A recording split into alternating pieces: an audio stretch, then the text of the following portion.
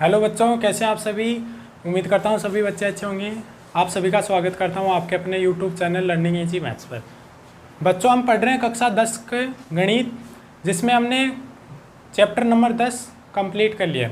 ठीक है, आज से मैं शुरू कर रहा हूँ आपका चैप्टर नंबर 1, जिसका नाम है वास्तविक संख्याएँ यानी रियल नंबर्स।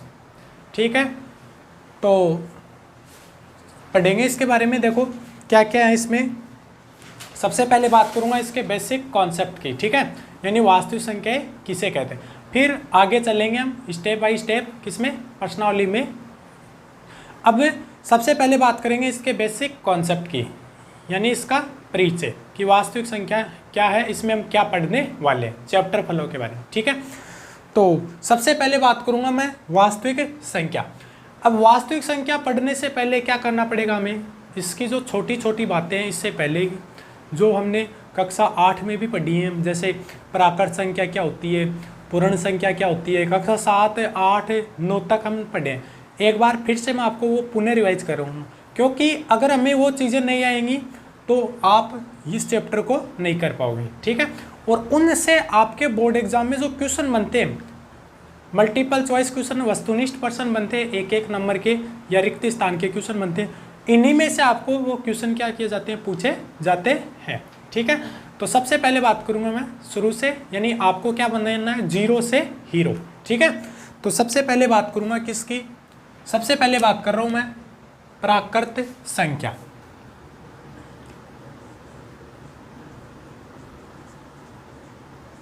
सबसे पहले बात करूंगा मैं प्राकृत संख्या, जिसे इंग्लिश में बोलते हैं नेचुरल नंबर्स। क्या बोलते हैं, नेचुरल नंबर्स। इसलिए इसको हम कैपिटल एन से भी क्या करते हैं, डिनोट करते हैं, कैपिटल एन। एन का मतलब नेचुरल। ठीक है, नेचुरल यानी प्राकृतिक। अब देखो प्राकृत संख्या क्या होती है। तो प्राकृत संख्या क्या होती है, ध्यान से सुनना। वे संख्याएं जो एक से शुरू होकर और इन्फिनिटी का अर्थ होता है अनंत। ठीक है, अनंत, आपके सामने एक शब्द आएगा ऐसे, अनंत। हो सकता है आपने पहले भी सुना हो, या कोई बात नहीं, अगर आप पहली बार सुन रहे हो तो भी ध्यान से देखना क्या होता है ना। अनंत इंग्लिश में बोलते हैं इसको क्या, इन्फिनिटी। ठीक है, इसका अर्थ क्या होता है, जिसका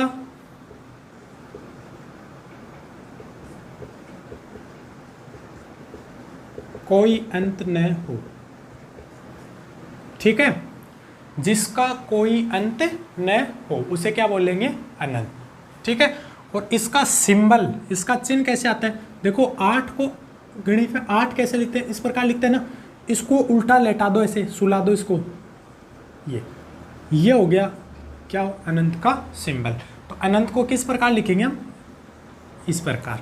ठीक है, और अनंत क्या होता है, जिसकी कोई सीमा ना हो या जिसका कोई अंत ना हो, यानी जिसे हम काउंट नहीं कर सकते, जिसे हम गिन नहीं सकते।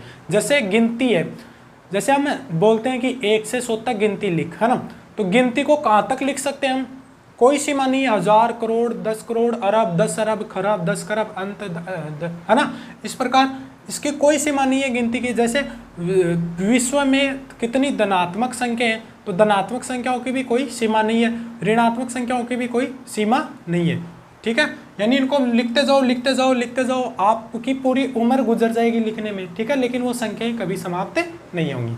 ठीक है, तो सबसे पहले बात करूं मैं किसकी, प्राकृत संख्या की। तो प्राकृत संख्या क्या होगी, वे संख्याएं जो एक से शुरू होकर, वे संख्याएं जो एक से शुरू होकर और कहाँ तक चलती हैं, अनंत तक चलती हैं, उन्हें क्या बोलेंगे, प्राकृत संख्या। यानी 1, 2, 3, 4 और लास्ट में डॉट डॉट डॉट डॉट। इस डॉट डॉट का मतलब क्या हुआ कि 4 से आगे की और अनंत से पहले, 4 से आगे यानी 5, 6, 7, 8, 9, 10, 1000, 10,000, लाख, 10 लाख, करोड़, सभी संख्याएं आ गई इस डॉट डॉट में। ठीक है, और अनंत यानी अनंत तक जा रही है, जिसकी कोई सीमा नहीं है। तो प्राकृत संख्या क्या होगी, वे संख्याएं जो 1 से शुरू होकर और कहाँ तक चलती हैं, अनंत तक चलती है, वे संख्या क्या कहलाएंगी, आपकी प्राकृत संख्या। ठीक है, प्राकृत संख्या आगे समझे, फिर से सुनना, वे संख्याएं जो 1 से शुरू होकर और कहाँ तक चलती हैं, अनंत तक चलती है, क्या कहलाएगी, प्राकृत संख्याएं कहलाती है। ठीक है, अब दूसरे नंबर पे बात करता हूँ, किसकी, सेकंड नंबर। सेकंड नंबर पे कौन सी आती है आपकी,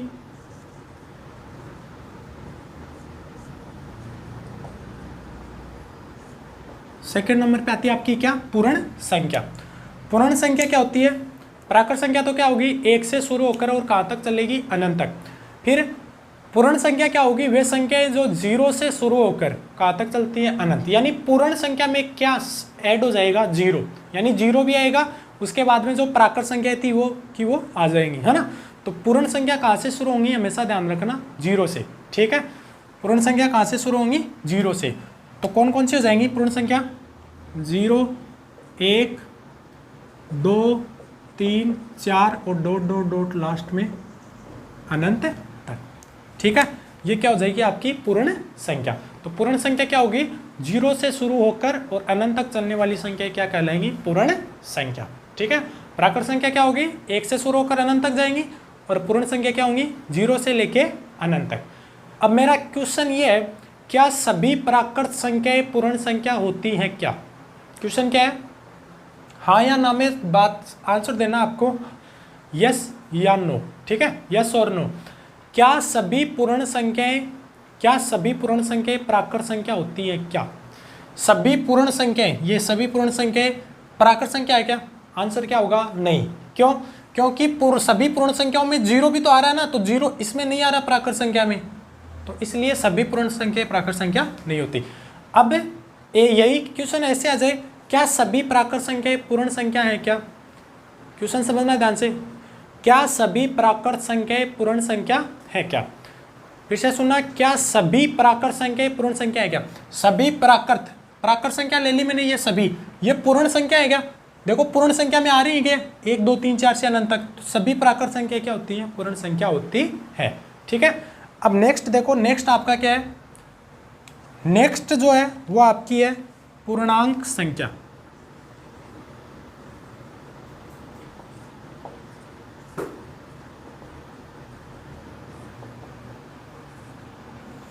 नेक्स्ट जो है क्या आपकी पूर्णांक संख्या। तो पूर्णांक संख्या की परिभाषा सुनना पहले ध्यान से, फिर लिखते हैं। पूर्णांक संख्या क्या होती है, सभी धनात्मक तथा सभी ऋणात्मक संख्याएं क्या कहलाती है, पूर्णांक संख्या। फिर से सुनना, सभी धनात्मक तथा सभी ऋणात्मक संख्याएं क्या कहलाती हैं, पूर्णांक संख्याएं। ठीक है, सभी धनात्मक तथा सभी ऋणात्मक संख्याएं क्या कहलाती हैं, पूर्णांक संख्या। अब एक चीज देखना, इनको लिखेंगे कैसे, आपने संख्या रेखा पर क्या दर्शाई, संख्याएं दर्शाना सीखा कक्षा 8-7 में। जो आपकी संख्या रेखा होती है उस पर संख्याओं को किस प्रकार दर्शाते हैं, देखो ये मेरे पास एक रेखा है, इस पे संख्याओं को किस प्रकार दर्शाता हूं मैं, सबसे मिड में क्या लेता हूं, मध्य में क्या लेता हूं, 0। 0 के दाईं तरफ मतलब आप ये देख लो ऐसे हाथ करके, ये कौन सी होगी मेरी दाईं ओर, इधर तो कैसी संख्या आएंगी, पॉजिटिव।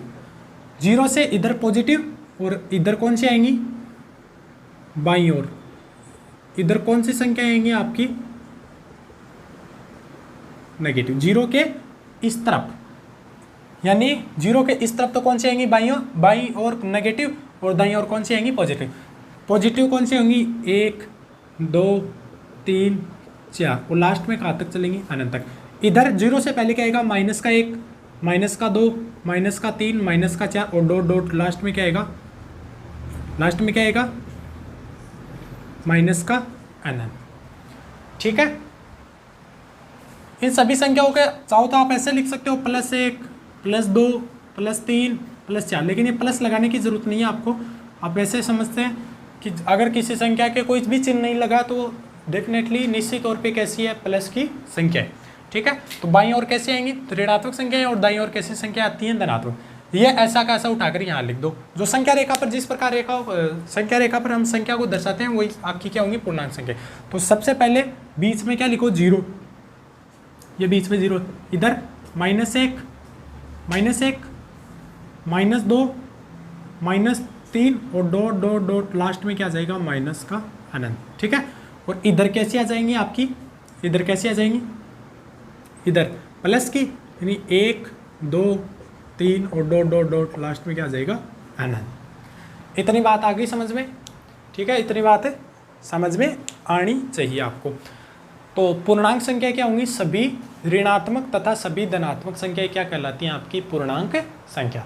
जैसे क्या -3 पूर्णांक संख्या है? तो -3 कैसी संख्या है? ऋणात्मक संख्या है। तो ऋणात्मक संख्या मैंने बताया सभी ऋणात्मक संख्या क्या होती है? पूर्णांक संख्या। और सभी धनात्मक संख्या भी क्या होती है? पूर्णांक संख्या।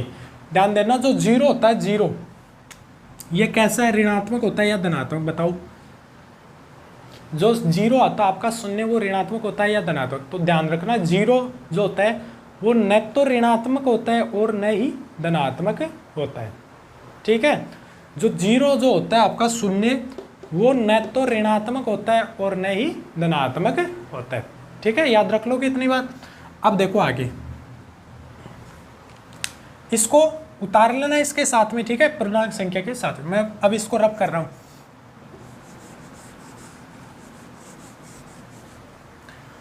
अब नेक्स्ट जो आपकी वो कौन सी है? वो है आपकी अभाज्य संख्या। यहां से क्वेश्चन बनता है आपका एग्जाम में, अभाज्य संख्या। अभाज्य संख्या क्या होती है? देखो, अभाज्य संख्या क्या होती है? वे संख्याएं जिनमें खुद का मतलब स्वयं का और एक का भाग जाए, इसके अलावा अन्य किसी दूसरी संख्या का भाग न जाए, वे संख्या क्या कहलाती है? अभाज्य संख्या कहलाती है। मैं लिख रहा हूं यहां पे आपके लिए,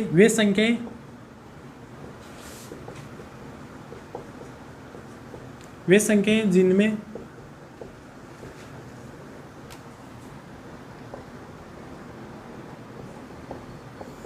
स्वयं का और एक का भाग जाए, वे संख्याएं जिनमें स्वयं का और एक का भाग जाए, इसके अलावा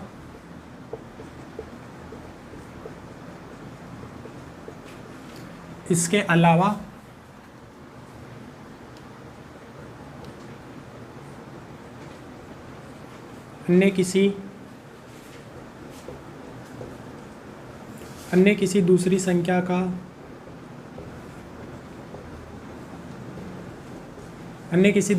का भाग न जाए, क्या कहलाती हैं? अभाज्य संख्या कहलाती है। ठीक है, वे संख्याएं जिनमें स्वयं का यानी एक तो खुद का और एक का भाग जाए, इसके अलावा अन्य किसी दूसरी संख्या का भाग न जाए, वो संख्या क्या कहलाएंगी? आपकी अभाज्य संख्या। ठीक है, और अभाज्य संख्या एग्जाम्पल लूँ तो एग्जाम्पल क्या आएंगे? इसके एग्जाम्पल लिखना चाहूँ तो एग्जाम्पल क्या आएंगे? देखो, 2 3 5 7 11, उसके अलावा 13 और dot dot dot dot dot dot last में कहाँ तक? अनंत तक। अब देखो ध्यान से, सबसे पहले मैंने लिया 2। आपको समझाता हूँ इस परिभाषा को। सबसे पहले मैंने क्या लिया? 2 लिया मैंने, जैसे इधर 2 में वे संख्या जिनमें स्वयं का, 2 में स्वयं का मतलब 2 का खुद का भाग, 2 में 2 का भाग जा रहा है क्या? कितना है? 1 भाग जा रहा है पूरा। स्वयं का और 1 का, 2 में 1 का भाग दूंगा तो कितना आएगा? 2 भाग चला जाएगा 2 में। यानी ये सभी संख्या होंगी जिनमें जरूर नहीं 2 हिस्से हो। मैं कह रहा हूँ सभी संख्याएं, चाहे ऋणात्मक ले लो चाहे धनात्मक ले लो, सभी संख्याएं होंगी जिनमें स्वयं का और एक का भाग तो जाएगा ही जाएगा निश्चित। कोई भी संख्या ले लो आप उठा के, जैसे 18 ले लिया, 18 में 18 स्वयं का जाएगा भाग और 18 में एक का भाग भी जाएगा। जैसे 5 माइनस का ले लिया मैंने, माइनस का 25, माइनस में खुद का यानी -25 का भाग दूंगा तो जाएगा निश्चित तौर पे, और -25 में एक का भाग भी जाएगा, कितना आएगा? -25। यानी सभी संख्याओं में जा रहा है स्वयं का और एक का। तो इसमें क्या खास है ऐसा? इसमें यह खास है, मैंने इसके आगे लिखा कि इसके अलावा अन्य किसी दूसरी संख्या का भाग न जाए। यानी इन 2 कंडीशन के अलावा, यानी एक तो स्वयं का भाग जाना चाहिए और एक का, इनके अलावा अन्य किसी दूसरी संख्या का भाग नहीं जाना चाहिए। अब 2 है, 2 में मैंने खुद का दे दिया भाग, चला गया, और 1 का भाग दे दिया, ये भी चला गया। लेकिन इसके अलावा मैं जैसे और किसी संख्या का भाग दे रहा हूँ, जैसे 2 में मैंने भाग दिया 4 का भाग दूंगा तो भाग जाएगा क्या? नहीं जाएगा। मेरे पास आंसर किस में आएगा? बट्टे में आएगा या पॉइंट में आएगा 0.5। पूरा पूरा नहीं जा रहा भाग, यानी एक पूर्णांक संख्या नहीं आ रही मेरे पास, पॉइंट में आ रहा है या बट्टे में आ रहा है ना, तो पॉइंट या बट्टे में संख्या नहीं आनी चाहिए। अब जैसे 2 में और किसी संख्या का भाग दे लो, 2 में 5 का भाग दे लिया, भाग जा रहा है क्या? नहीं जा रहा। 2 में 5 का भाग नहीं जा रहा, ठीक है। इसी प्रकार लिया मैंने 3 में खुद का भाग जाएगा, चला गया। 3 में 1 का भाग जाएगा, लेकिन 3 में किसी और संख्या का जा रहा है, जैसे 3 में मैंने भाग दिया 2 का, 3 में 2 का भाग जाएगा क्या? नहीं जाएगा। पॉइंट में आएगा आंसर, है ना, और पॉइंट में हमें लाना नहीं है। तो इसी प्रकार अब देखो मैंने 4, इसमें 4 नहीं लिया, 4 को नहीं, क्यों नहीं लिया? इसका कारण है, देखो 4 में खुद का भाग जाएगा, खुद का भाग चला गया। 4 में 1 का भाग भी जाएगा, 4 में किसका भाग चला गया? 1 का जा रहा है, 4 में 1 का भाग। इसके अलावा ये कंडीशन तो अप्लाई होगी, खुद का और 1 का भाग जा रहा है। इसके अलावा अन्य किसी दूसरी का भाग नहीं जाना चाहिए। अन्य किसी दूसरी का भाग जा रहा है क्या? 4 में मैंने 2 का भाग ले दिया, तो भाग जा रहा है क्या? पूरा पूरा 2 आंसर आ रहा है, तो 4 में 2 का भाग देने पे 2 का भाग जा रहा है। अन्य किसी दूसरी का भाग नहीं जाना चाहिए था, खुद का और 1 के अलावा। इसमें अन्य किसी दूसरी संख्या का भाग जा रहा है 2 का, तो इसलिए 4 क्या अभाज्य संख्या नहीं है। इसी प्रकार 5 6 में अन्य किसी दूसरी का जा रहा है क्या? देखो 6 में 2 का भाग जा रहा है, और 6 में किसका भाग जा रहा है? 3 का, तो ये भी क्या नहीं होंगी? अभाज्य संख्या नहीं होंगी। इसी प्रकार 8 में किसका भाग जा रहा है? 2 का जा रहा है। 8 में किसका भाग जा रहा है? 4 का। इसी प्रकार 9 में किसका जा रहा है? 3 का भाग जा रहा है, तो ये भी क्या नहीं होगी? अभाज्य संख्या। इसी प्रकार 12 है, 12 में 12 नहीं ली मैंने, क्यों? क्योंकि 12 में 2 का जाएगा, 12 में 4 का जाएगा, और 12 में किसका जाएगा? 6 का। अन्य दूसरी संख्याओं का क्या जा रहा है? भाग जा रहा है, खुद और 1 के अलावा अन्य दूसरी संख्याओं का क्या जा रहा है? इनमें भाग। तो इसलिए ये जो संख्या है ये अभाज्य संख्या नहीं है। इतनी बात आ गई समझ में? तो अभाज्य संख्या क्या होंगी? वे संख्याएं जिनमें स्वयं का और 1 का भाग जाए, इसके अलावा अन्य किसी दूसरी संख्या का भाग न जाए। सबसे छोटी अभाज्य संख्या कौन सी होगी? कौन सी होगी? आपका आंसर क्या होगा? 2। तो अभाज्य संख्या कहाँ से शुरू होनी है? आपकी 2 से, ठीक है। इसके अलावा एक क्वेश्चन और ये बनता है इसमें, एक क्वेश्चन ये बनता है कि सबसे छोटी सम अभाज्य संख्या, ठीक है, सबसे छोटी सम अभाज्य संख्या। तो सम अभाज्य संख्या कौन सी होगी? आपकी 2। अब सम संख्या कौन सी होती है? देखो एक तो होती है सम संख्या, एक होती है विषम संख्या। सुन लो ध्यान से, समझ में आ जाएगा। सम संख्या क्या होती है? वे संख्याएं जिनमें 2 का पूरा पूरा भाग जाए, सम संख्या कहलाएंगी। और वे संख्याएं जिनमें 2 का पूरा पूरा भाग न जाए, वो संख्या क्या कहलाएंगी? विषम संख्या कहलाएंगी, ठीक है। सम संख्या तो क्या होगी? फिर से सुनना, सम संख्या क्या होगी? वे संख्याएं जिनमें 2 का पूरा पूरा भाग जाए। और विषम संख्या क्या होंगी? जिनमें 2 का पूरा पूरा भाग न जाए। सम संख्या के एग्जाम्पल की बात करूँ तो कौन सी होंगी? 2, 4, 6, 8, ये, ठीक है। ये सभी संख्या क्या होंगी? सम संख्या। विषम संख्या कौन सी होंगी? 1, 3, 5, 7 और 9, ये सभी क्या होंगी? विषम संख्या। यानी सम संख्या की एक बात और, एक परिभाषा और बना सकते हो इस प्रकार आप, कि वे संख्याएं जिनका इकाई का अंक क्या हो? 0, क्या कहलाएंगे? वे संख्याएं जिनके इकाई का अंक क्या हो? 0, 2, 4, 6, 8, वे सभी संख्याएं क्या कहलाएंगी? सम संख्याएं। या आप जो मैंने पहले डेफिनेशन बताई, आपको पहले परिभाषा बताई कि वे संख्याएं जिनमें 2 का पूरा पूरा भाग जाए, वो संख्या क्या कहलाएंगी? सम संख्या। जैसे मैंने ले लिया 50 सम संख्या या विषम, तो आप इसमें 2 का भाग दो, 50 में 2 का भाग चला जाएगा क्या? चला जाएगा। कितना आएगा? 25। अब जैसे मैंने ले ली 53 में 2 का भाग जाएगा क्या? नहीं जाएगा। नहीं जाएगा, तो ये कैसी है? विषम संख्या, ठीक है। 2 का भाग जाए वो तो सम संख्या, और 2 का भाग न जाए वो क्या होगी? विषम संख्या, ठीक है। इतनी बात आगे समझे। अब देखो आगे, तो मैंने आपको क्वेश्चन किया था यहाँ कि सबसे छोटी अभाज्य सम संख्या, तो सबसे छोटी अभाज्य सम संख्या कौन सी दिख रही है आपको? यहाँ पे 2, ठीक है। सबसे छोटी जो अभाज्य सम संख्या वो कौन सी है? 2। और सबसे छोटी अभाज्य विषम संख्या कौन सी है? 3।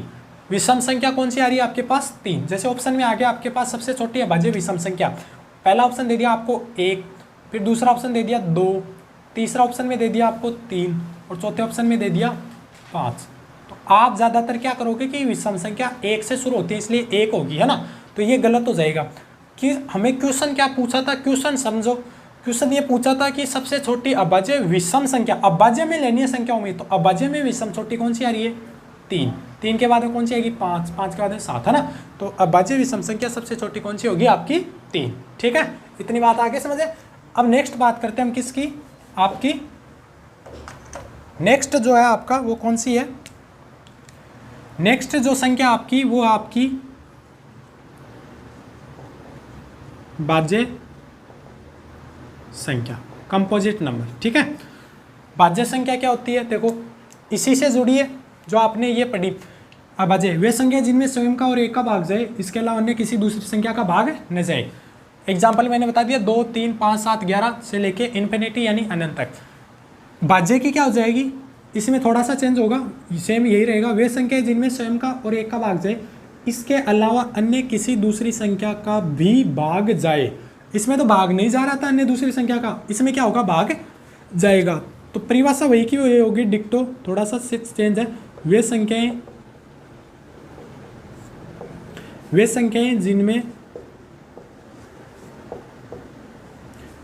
जिनमें स्वयं का और एक का भाग जाए, इसके अलावा अन्य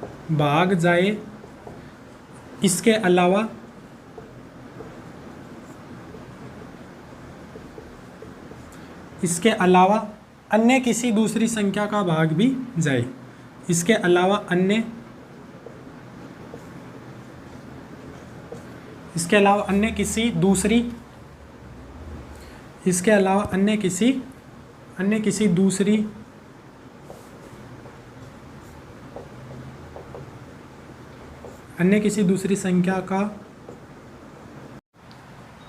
अन्य किसी दूसरी संख्या का भाग भी